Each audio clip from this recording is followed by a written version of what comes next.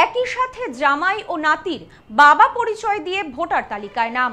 কেতুগ্রামে কালাচাঁদের কেলোকীর্তি।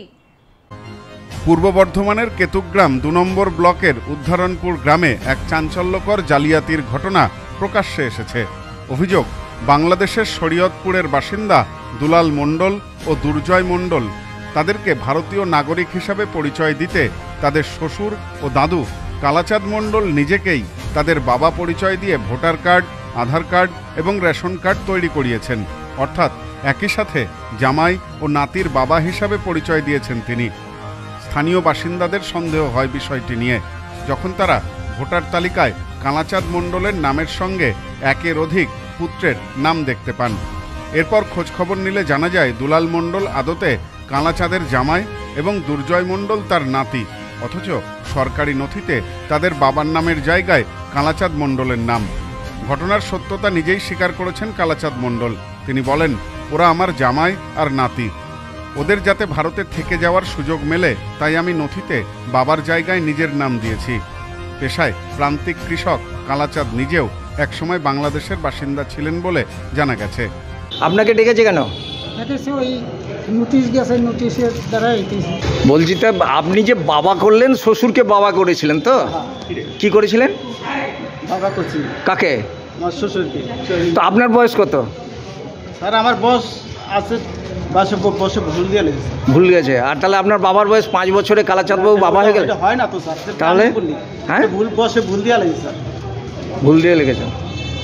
এই ঘটনার খবর ছড়িয়ে পড়তেই গ্রামে শোরগোল পড়ে যায়। স্থানীয়রা বিষয়টি কেতুগ্রামের শাসক দল ঘনিষ্ঠ নেতাদের জানালেও ব্লক প্রশাসনের পক্ষ থেকে প্রাথমিকভাবে কোনো মন্তব্য করা হয়নি। তবে প্রশাসনের তরফে জানানো হয়েছে ঘটনার তদন্ত শুরু হবে। এদিকে এই ঘটনা নিয়ে রাজনীতিও উত্তপ্ত হতে শুরু করেছে। বিজেপি নেতা কৃষ্ণ ঘোষ সরাসরি তৃণমূলের দিকে আঙুল তুলে বলেন, ভুয়ো ভোটার দিয়ে তৃণমূল ভোট করায়, প্রশাসনকে ব্যবহার করে নাগরিকত্বের বেআইনি সিলমোহর দিচ্ছে। ঘটনার গুরুত্ব বুঝে শুক্রবার কালাচাঁদ মণ্ডলকে জিজ্ঞাসাবাদের জন্য ডেকে পাঠান কাটোয়ার মহকুমা শাসক। সেই খবর সংগ্রহ করতে একাধিক সংবাদ মাধ্যমের প্রতিনিধিরা মহকুমা প্রশাসনিক ভবনে পৌঁছালে তাদেরকে বাধার মুখে পড়তে হয়। অফিসে কর্মরত কয়েকজন কর্মী জানিয়ে দেন, ওপর থেকে নির্দেশ আছে, ভেতরে ঢোকা যাবে না। কি বলেছে? আমাকে সাংবাদিক কে বলেছে? কে বলেছে? কোনো কাজ আছে বলে বলে বিষয় না। কে বলেছে? ম্যাডাম বলেছে?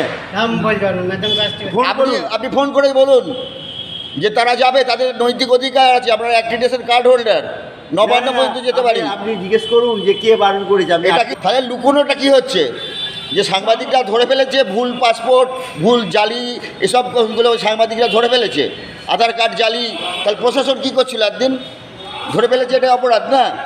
সাংবাদিকরা বাইরে অপেক্ষা করলেও কিছুক্ষণ পর ঘটনাস্থলে পুলিশ এসে পৌঁছায় এবং উপস্থিত সাংবাদিকদের পরিচয়পত্র খতিয়ে দেখেন। জেলা শাসকের সঙ্গে ফোনে যোগাযোগ করা হলে তিনি জানান বিষয়টি তিনি খতিয়ে দেখছেন এবং প্রয়োজন হলে তদন্ত হবে। এই ঘটনায় প্রশাসনের ভূমিকা নিয়ে প্রশ্ন উঠতে শুরু করেছে। বিরোধীরা বলছেন, এই ধরনের ঘটনা শুধুমাত্র নির্বাচন ব্যবস্থাকেই নয়, দেশের নিরাপত্তাকেও বিঘ্নিত করতে পারে। স্থানীয় বাসিন্দারা দ্রুত তদন্তের মাধ্যমে দোষীদের কঠোর শাস্তির দাবি জানিয়েছেন।